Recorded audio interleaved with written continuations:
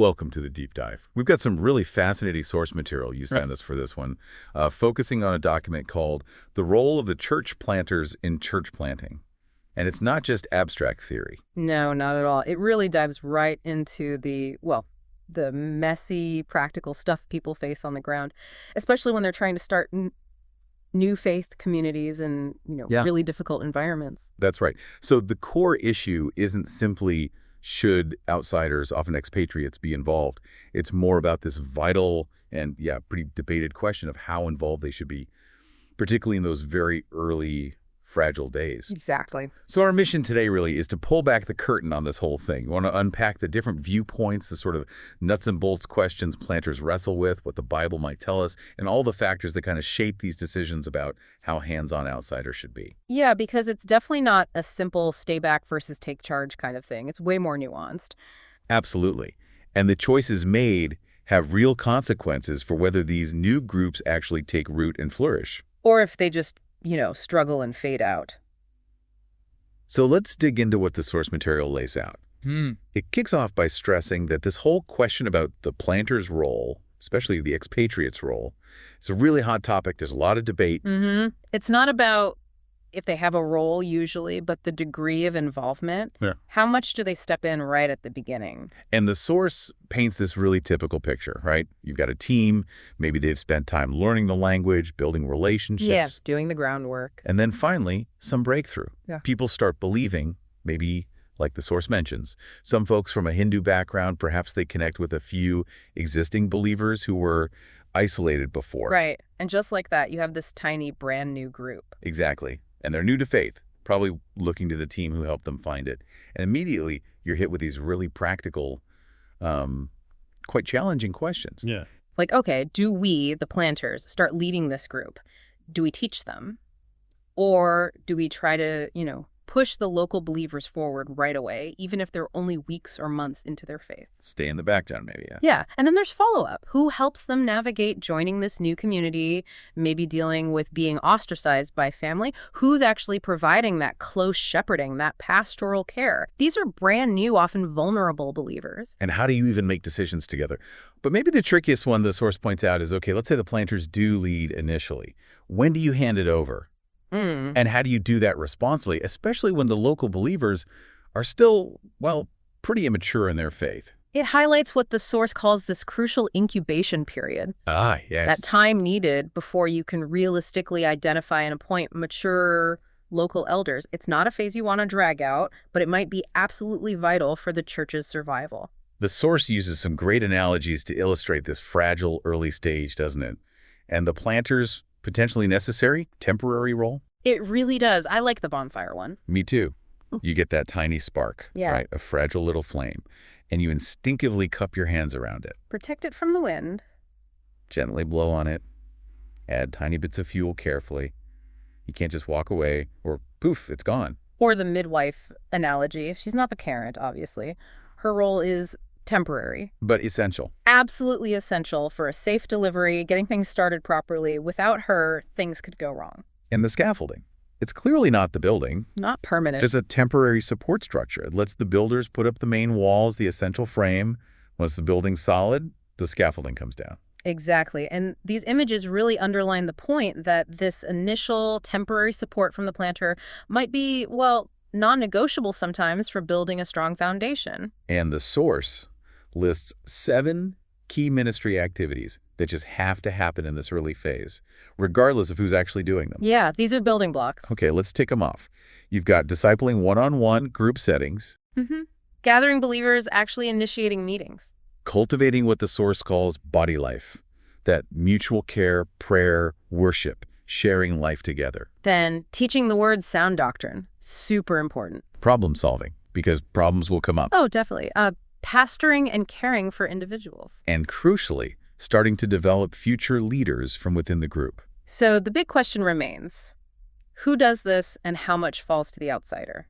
The source points to four main things, four variables that really shape how a team answers that for their own situation. Okay, what are they? Well, first, it's the nature of the believers themselves. Are they all brand new, literally just came to faith? Or are there maybe some existing local believers who already have some maturity, some experience? Right, age and life experience probably factor in too. Yeah. The source makes the good point that elders aren't usually, 25. Exactly. Second is the team's philosophy of ministry. What's their highest priority? Is it, say, indigenous principles above everything, even if that means maybe a shaky start doctrinally? Or is the priority laying a really solid biblical foundation, even if that requires more outside help for a season? Yeah. And how do they view the church? What's their model cell church, house church, larger gathering? What's their approach to discipleship? All that plays in. Okay, two more factors. Third, and this is a big one in some places, vulnerability to persecution. Specifically, does contact with the expatriate team put the local believers in serious danger? Now, the source does qualify this, saying it's maybe not the overwhelming issue in most contexts the author knows. Right, but where it is a major risk, it completely changes the calculation. It has to. And the fourth factor. It's about how much the team values incarnational issues. Do they actually have the language skills to communicate deeply? Have they adapted culturally? Are they living close enough to genuinely share life and be involved day to day? Because if you can't really communicate where you're living miles away, your ability to be hands-on is obviously limited. Pretty much. So depending on how a team weighs these factors, you end up with different approaches somewhere along a spectrum of involvement. And the source lays out the core tension here by showing the arguments for different levels of, foreign involvement. On one side, you have the push for minimal foreigner involvement, especially in direct leadership roles. The big focus there is on indigenous character, local ownership, right from the get-go. The idea being if you step back, you kind of force them to trust God, force them to take the reins. And proponents believe that gives you a better shot at a fast, reproducible movement because locals are driving it immediately. Okay, but then there's the other side of the argument. Right. The argument for a more significant, though still temporary, role for the foreigner. This side often points to the New Testament examples we'll get to. Yeah, and they raise concerns about, putting too much spiritual weight, especially teaching authority, on people who are very, very new in their faith. Yeah, they'd point to verses like James 3.1, saying teachers face stricter judgment, or 1 Timothy 3.6, warning against appointing recent converts to leadership too quickly. So this side brings back that idea of the temporary incubation period. Exactly. The thinking is, for a church to be truly healthy and sustainable long-term, it might need that initial season of really intentional nurturing, grounding in good doctrine by those who have more maturity. Like temporary scaffolding again. Precisely. They'd argue that a healthy start, even with that external help, is actually more likely to lead to a strong, multiplying movement down the road. It's like making sure the seed gets good soil and water at first so it can grow strong enough to reproduce itself. This is where looking at the New Testament examples becomes really important, and the source digs into that. It does. And it's pretty insightful. Think about Titus in Crete. Paul didn't tell Titus, who's an outsider, a pioneer, to just, observe from a distance. No, he specifically told him to lead, to teach with authority, and crucially, to appoint elders in every town. Or in Acts 14, Paul and Barnabas, the planters, they're the ones appointing elders in the churches they just started. The fact that they did the appointing suggests their authority and involvement were significant and accepted in that sounding stage. And it reinforces that their role, the planter role, was temporary. Like you said, scaffolding. They were distinct from the local elders who would stay permanently. And it's interesting that elders were appointed in the plural, right? Not just relying on one single local leader. That's a key observation. The source also highlights 1 Thessalonians. It gives this amazing picture of Paul and his team's deep relational investment. Yeah, describing themselves like a nursing mother, gentle. And like a father dealing with his kids, encouraging, comforting, urging them to live lives worthy of God. They shared their lives, not just teachings, and taught with authority. Absolutely. Then you have Paul's farewell to the Ephesian elders in Acts 20. He reminds them he spent 3 years with them, teaching constantly, publicly, and house to house. Didn't hold back from declaring the whole will of God, warned them about challenges ahead. And modeled hard work, even supporting himself financially at times. So when you pull these New Testament examples together, what's the pattern? Well, the source suggests the core task of these apostolic planters involved really hands-on teaching, exhorting, correcting, pouring out their lives relationally, nurturing, and importantly for multiplication, modeling. Modeling a way of life and ministry that locals could actually imitate, not something complex or foreign they couldn't possibly replicate. Exactly. Reproducibility was key. So yeah, the picture is one of significant, deep involvement in the lives of new believers during that initial foundational phase. Which requires time and closeness. It does. And the source makes a strong point here. Without that kind of careful apostolic nurturing, especially in tough places, new churches are really vulnerable. They risk becoming, quote, disintegrated or stillborn. That modeling piece is powerful. It's not just formal teaching.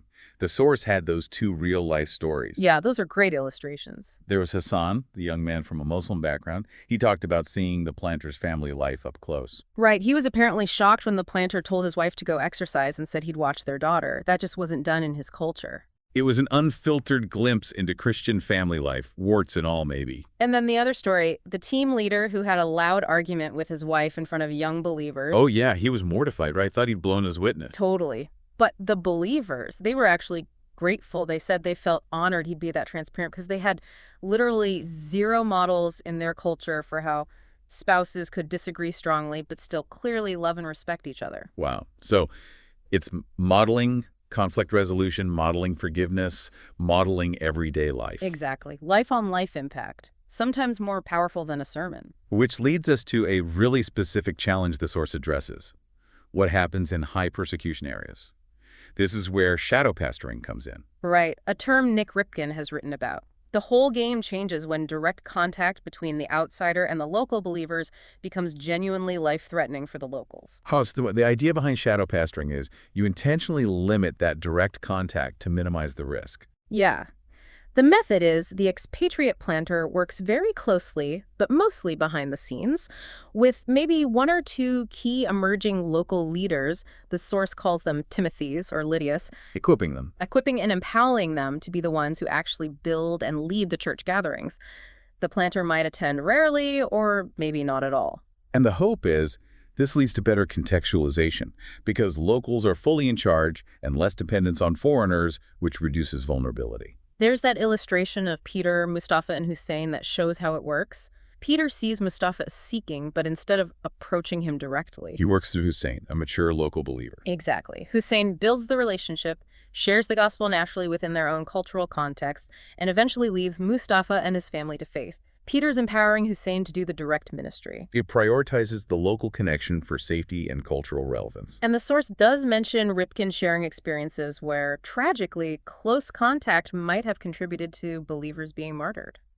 The stakes can be incredibly high. But, and this is important, the source adds some nuance here too. It's not always as simple as all contact is bad in persecution. No. Sometimes, counterintuitively, that connection with expatriates can offer a weird kind of protection. How so? Because it brings potential international awareness. Local authorities might sometimes hesitate to act too harshly if they know foreigners are involved and watching. Ah, okay. The source had that wild story from Central Asia. Oh, yeah, the police raid. A foreign worker was there with local leaders when the police burst in, everyone arrested, interrogated. A terrifying situation. But then things got strange. Very strange. Intense prayer, and somehow the official police reports vanished. They had to rewrite their statements, which bought time. The judge eventually gave a minimal penalty. And even told him to keep studying the New Testament, just maybe in smaller groups. And a security agent invited the foreigner for dinner later. It's nuts. But the point is, the foreigner's presence was part of that complex, unexpected, positive outcome. So it really underscores the need for discernment. Every situation is different. Absolutely. And the source also points out the limitations if you are forced into that extreme distance, that planting through a straw model. Right. If all your input has to go through just one local leader, you lose the ability to directly teach the whole group, to minister personally, to spot and develop multiple leaders, to model transparency, to exhort or correct the group corporately, to help them navigate issues firsthand. Everything gets filtered. So the bottom line, reading the source seems to be this constant tension.